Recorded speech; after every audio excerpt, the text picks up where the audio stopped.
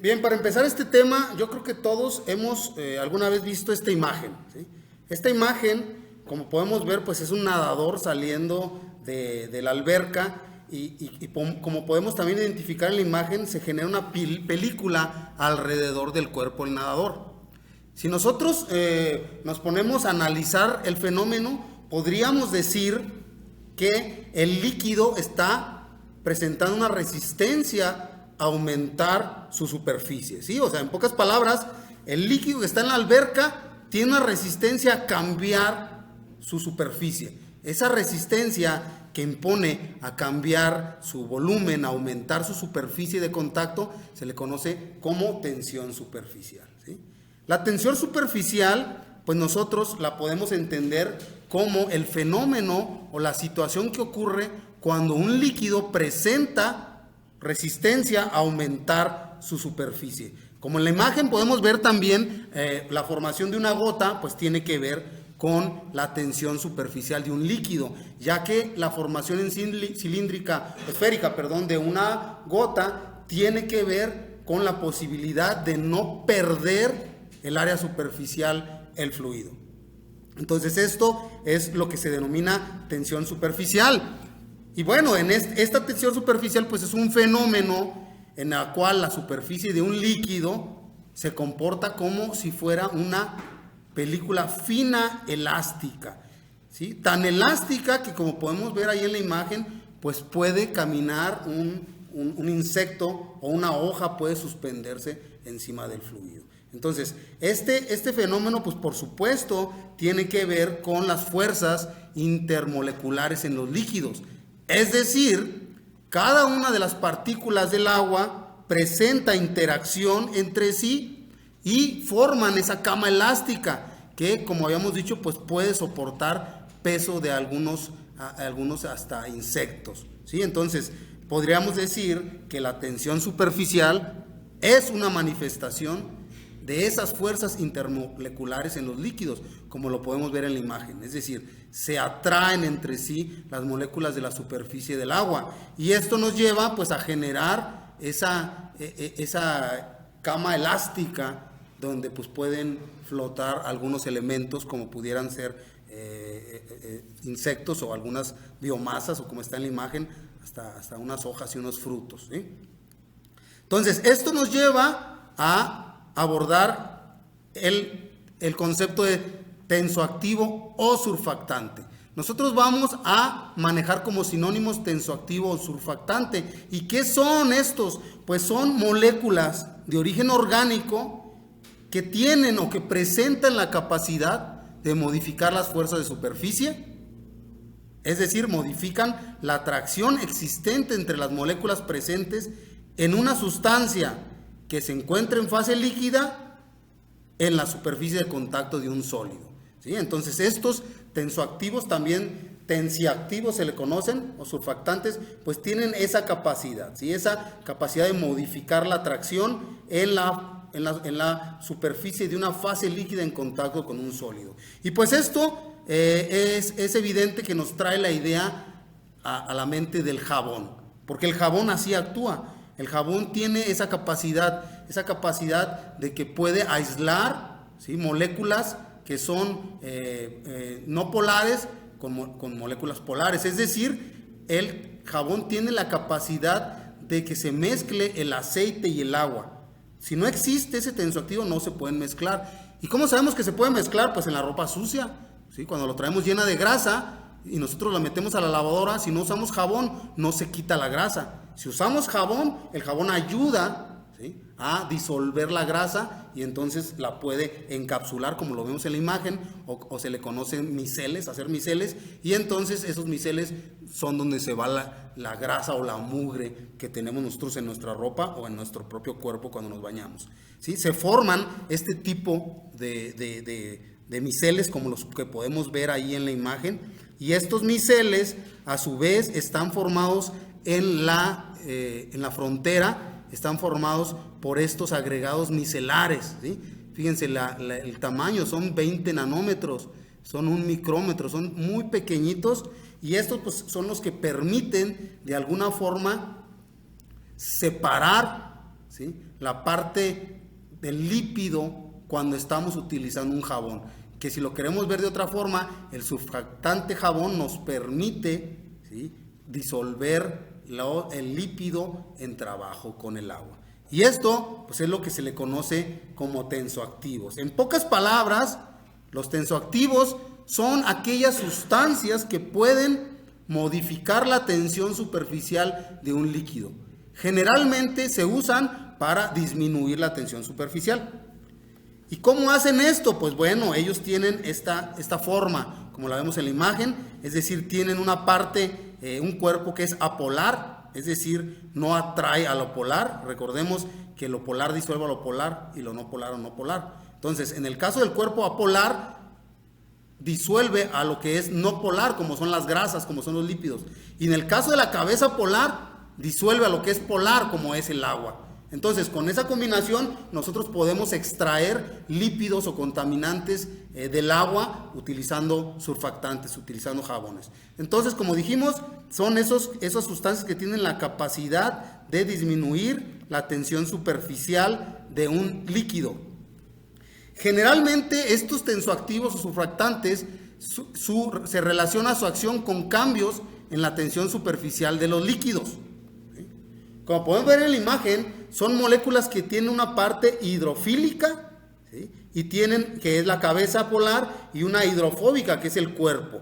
Gracias a estos componentes es que pueden actuar en distintas aplicaciones, como pueden ser para lubricantes, tintas, líquidos antiempañamiento, herbicidas, adhesivos, emulsionantes, suavizantes de tejidos, y hasta en el cuerpo humano nosotros tenemos los conocidos como surfactantes pulmonares. Estos ayudan al proceso de respiración y a que las vías respiratorias se mantengan abiertas. Entonces, nosotros fisiológicamente tenemos surfactantes en el cuerpo. Y esa presencia de esos surfactantes o tensoactivos en un medio acuoso, lo que hacen es que incrementan la solubilidad del agua y disponibilidad de los compuestos orgánicos, por lo que esto les da propiedades para su aplicación en la biotecnología ambiental. ¿Sí ven? O sea, nos permiten, ¿sí?, de alguna forma solubilizar compuestos y separarlos. Entonces, esto es de gran uso en la biotecnología ambiental. Tenemos tensoactivos químicos que según su estructura hidrofílica se clasifican en iónicos y no iónicos, ¿sí? Los iónicos, pues como su palabra dice, iónicos contienen cargas eléctricas, ¿sí? En la estructura hidrofílica tienen cargas eléctricas, negativas o positivas, mientras que los no iónicos no presentan cargas. ¿Y cuáles son los principales? Pues miren, los principales aniónicos son el que más se usa a nivel industrial, es el lauril sulfato de sodio. Y ese lo vamos a encontrar en muchos compuestos de uso para limpieza personal, como puede ser desde champú, jabón, cremas, pasta de dientes, y tenemos otros compuestos. Todos estos son los aniónicos. Por otro lado, tenemos los compuestos no iónicos. Estos tensoactivos no iónicos, el principal es el alquilfenol etoxilato, y son usados altamente en distintas aplicaciones, como pueden ser limpieza, farmacéutico, alimentos, y en general en muchas aplicaciones que se requiera modificar la tensión superficial, ¿sí?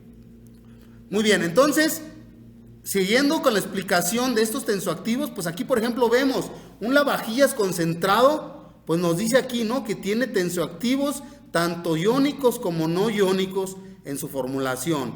También un limpiahogar general, pues tiene 5% de tensioactivos aniónicos, tensioactivos no iónicos y jabón.